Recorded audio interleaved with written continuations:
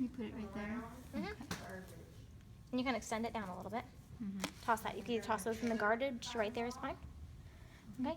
Next thing I'm going to do is grab this. Okay. And like they talked about, you've got to be careful. Do not let that Go everywhere. yeah, go everywhere. Stick it right here. Stick it in there. Get it all lubed up. All right. There you go. Drop that in So your you garbage. can leave it there. Leave it there. Okay. Yeah, that's the proper Because place in for it. the video they put it back into this box. That's not what we do. Oh, forceps. Okay. Now I've got your forceps. We have a package like this that has 3 betadine swabs. You might want to grab a second set if it's a real dirty patient or you're worried. It's only 3 swabs. You might need more. Then you're going to take here. You're going to get your hand, get it up in here, and really spread. Okay. Sorry. So you see that whole hand really spread. You might have to use another finger. You might be grabbing here and spreading. Okay. Grab your swab. It's nice and wet. We're going to go to the far side. Drop it. To the close side, all the way down, drop it. To the middle, nice and strong. You're not killing the patient, but you're getting nice and strong, okay? Hopefully we had 6 swabs. You would do outside again, inside again, middle again, okay? Now it's nice and clean. I haven't gotten my hand unsterilized. I'm now gonna lift this up. Hold here. I'm gonna visualize that.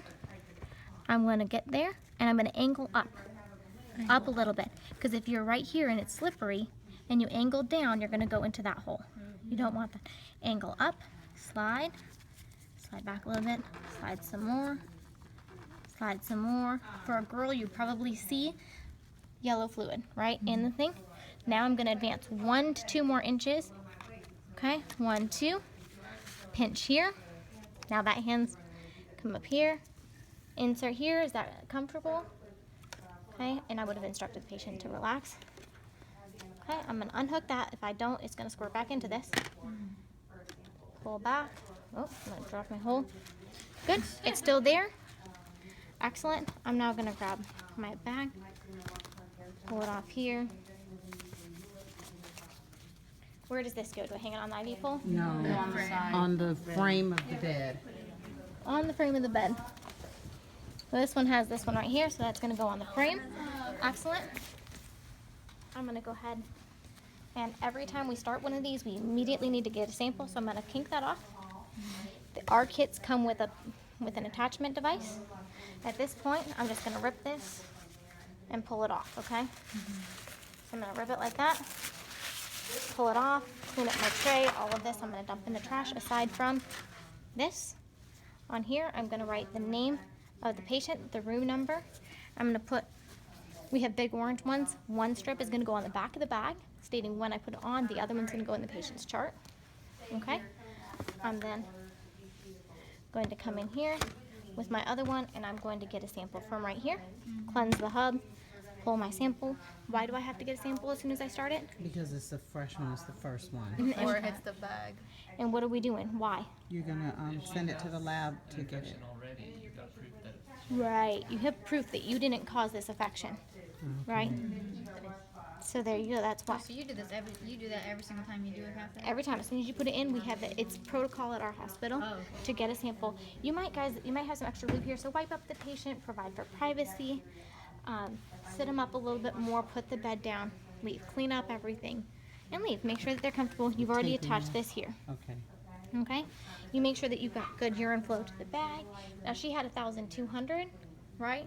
So we're checking. I'm gonna come back in about 30 minutes and see how much you have in there, because that bag only holds, I think it's it's 2,000, but it's gonna be pretty swollen. So you'd want to come in, empty it, and be able to document within 30 minutes this much drained. Sometimes you do this and you'll have immediate. Now if it's more than like 1,000, clamp it, give it a little bit.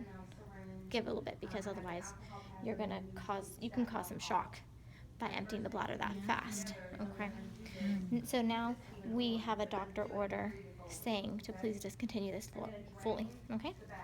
So I'm coming in, empty the bag, wash, explain to the patient, you're about ready to go home, we're gonna take your Foley out to see if you can void by yourself, okay? We wanna make sure you can void by yourself before you go home. So wash your hands, provide for privacy. We've explained to the patient, this is not gonna be as bad as putting it in. It's a nice simple, we're gonna remove the water and we're gonna pull it out, okay? It won't hurt. So empty the bag first so you can document the last amount. Then what I always do, take the whole bag, drop it in the trash can. Put the bag right here, okay? Everything's right there. Then I'm gonna take this here, unclip it here, put it in my hand, secure that on. I'm gonna pull. That's just a normal syringe. That's the yep. normal It's the. saline. You have to get a syringe that'll hold that. Yeah. Pull back. Now that's sort of 10 mLs. That's cool. Take this, squirt it out. I want to make sure that that's all the way empty. So I'm gonna pull. See that? You see that there? I made sure you saw it first. I was kind of like that, and it wasn't coming. When I straightened it, it came. You see it collapse on itself. But see how much I got out still? I know it's only a little bit, but that's enough to, really not feel good. Now I'm gonna take this. You might want to have something under there because they're probably gonna leak, right? Pull this out, kind of hold it like that so it doesn't fly. Go straight into the garbage. That's it. Change your gloves out, clean up the patient. Clean technique. Clean technique for removal. Yeah, I have my same gloves on. So that's that. It's out. You clean it up. When are you going to reassess to make sure that patient's voided? 30 minutes? Within the next 4 hours, you need to have had that patient void. Okay. Okay. So, if you feel like you need to go to the bathroom, let us know and we'll take you to put a bedpan under you if that's appropriate to use the bedside commode. Come in your next visit, get him up, put him to the commode. Let your tech know. We need to make sure that this patient's voiding. I just removed the catheter, so we need to make sure that this patient's voiding. Okay? So that's, I just got my whole kit all wet.